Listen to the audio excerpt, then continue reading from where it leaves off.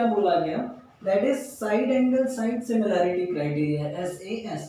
If one angle of a triangle is equal to one angle of the other triangles and the sides including these angles are proportional, then the two triangles are similar. कहने का मतलब ये है कि यदि अगर हमारे पास दो triangles हैं, suppose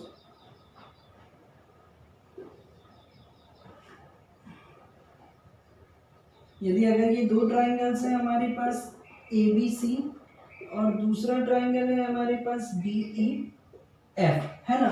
यदि अगर इसमें कोई एक एंगल, जैसे सपोज मान लो कि एंगल A बराबर है हमारे पास एंगल D के, and the sides including these angles, है ना, यानी कि AB प्रोपोर्शनल है दूसरी साइड यानी कि DE is equals to AC upon DF, ऐसी सिचुएशन में भी ये दोनों ट्राइंगल्स क्या होंगे सिमिलर होंगे, है ना। अब इनको सिमिलर प्रूफ करने के लिए यहाँ पर हमें क्या क्या कंडीशन दे दी गई है कि ये दो ट्राइंगल्स हैं हमारे पास जिसमें एक एंगल आपस में बराबर है और उन्हीं एंगल्स की इंक्लूडिंग साइड्स कैसी हैं, प्रोपोर्शनल है। तो इन सारी कंडीशंस के अकॉर्डिंग हमें ये प्रूफ करना पड़ेगा कि दो में से कोई भी एक कंडीशन को हम मीट करा दें जो हम पिछले क्राइटेरिया में प्रूफ कर चुके हैं, या तो हम ये प्रूफ करा दें कि इसके तीनों करस्पॉन्डिंग एंगल्स आपस में इक्वल हैं, या फिर हम ये प्रूफ करा दें कि इसकी तीनों साइड्स कैसी हैं, प्रोपोर्शनल है। तो ऐसी सिचुएशन में ये दोनों ट्राइंगल्स क्या हो जाएंगे, हमारे पास सिमिलर हो जाएंगे। देखते हैं कैसे, चलिए देखते हैं तो कैसे यहाँ पर हमारा आगे का काम होने वाला है। यहाँ पर हमसे क्या बोला गया, सबसे पहले कि इन दोनों ही ट्राइंगल्स में एक एंगल दूसरे एंगल के बराबर है, तो हमने क्या मान लिया, angle A is equals to angle D, और साथ ही साथ उनसे इंक्लूडिंग साइड्स कैसी है, प्रोपोर्शनल है, यानी कि AB upon DE is equals to AC upon DF, ठीक है। ये हमें दिया गया है। हमने कंस्ट्रक्शन में क्या कर लिया,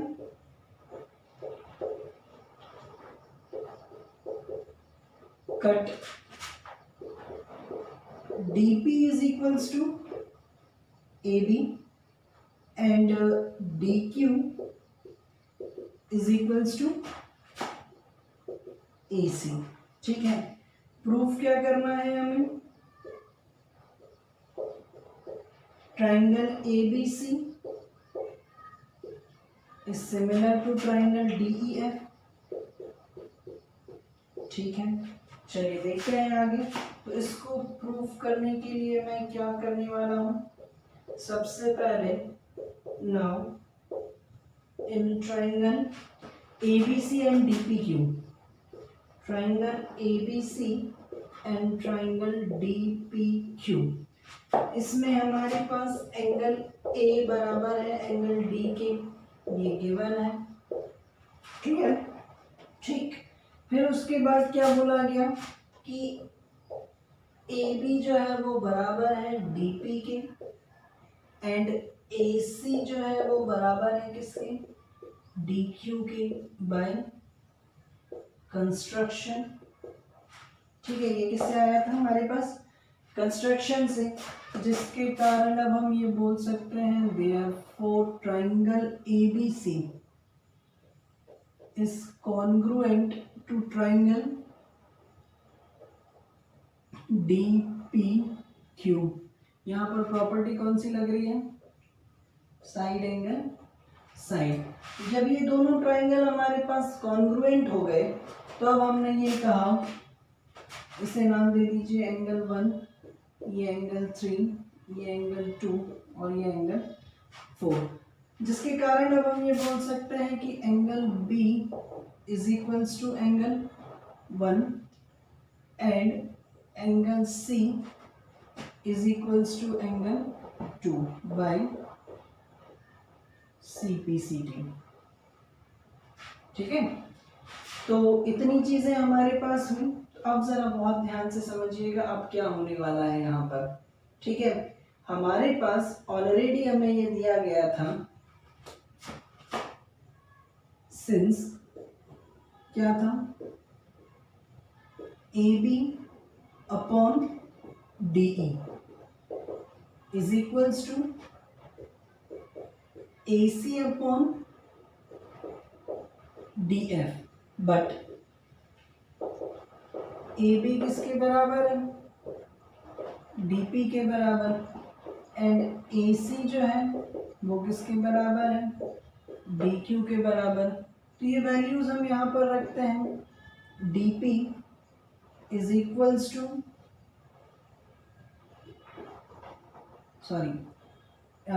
DP upon DE is equals to AC की जगह पर हम क्या रखने वाले हैं?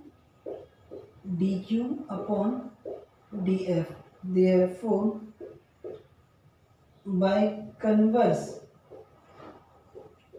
of BPT, we can say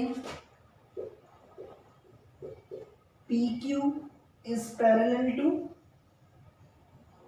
EF, और जब PQ पैरेलल है हमारे पास EF के, तो इसका मतलब क्लियर है, angle 1 is equals to angle 3 and angle 2 is equals to angle 4।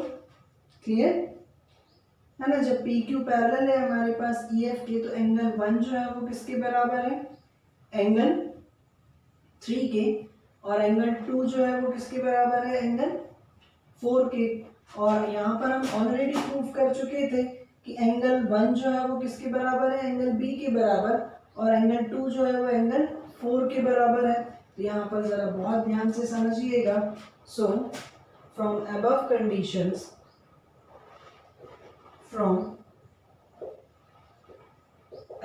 Conditions, हम ये बोल सकते हैं कि एंगल A जो है वो बराबर है एंगल D के, एंड एंगल B जो है वो बराबर है किसके? एंगल E के, एंड एंगल C जो है वो बराबर है किसके? एंगल F के। Hence these two triangles